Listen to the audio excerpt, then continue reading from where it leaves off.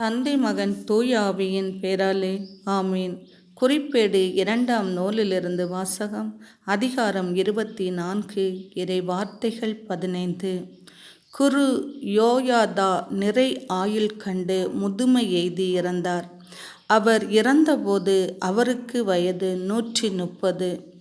இது ஆண்டவர் வழங்கும் அருள்வாக்கு. இறைவா, உமக்கு நன்றி. நன்றி தகப்பனே, நன்றி. உன்னதமானவரின் நிழலில் தங்கியிருப்பவர் ஆண்டவரை நோக்கி, நீரே என் புகலிடம், என் அரண், நான் நம்பியிருக்கும் இறைவன் என்று உரைப்பார். ஏனெனில் ஆண்டவர் அவரை வேடரின் கண்ணினின்றும் கொன்றளிக்கும் கொள்ளை நோயினின்றும் விடுவிப்பார் என்ற வேத வார்த்தையின்படி நீர் எம்மை வழிநடத்தி கொண்டிருக்கிற கிருபைகளுக்காக உமக்கு நன்றி. இன்றைய இறை வார்த்தைக்காக நன்றி. குரு யோயாதாவுக்கு ஏசப்பா, நீங்கள் எவ்வாறு நிறை ஆயுளை கொடுத்தீரோ அதுபோல எங்கள் தேசத்தில் உள்ள ஒவ்வொருவருக்கும் நிறை ஆயுளை கொடுத்து சலிப்பும் தவிப்பும் இல்லாமல் போகிற கிருபைகளுக்காக உமக்கு கோடான கோடி நன்றிகள் ஆண்டவரே. நன்றிகள் ஏசப்பா.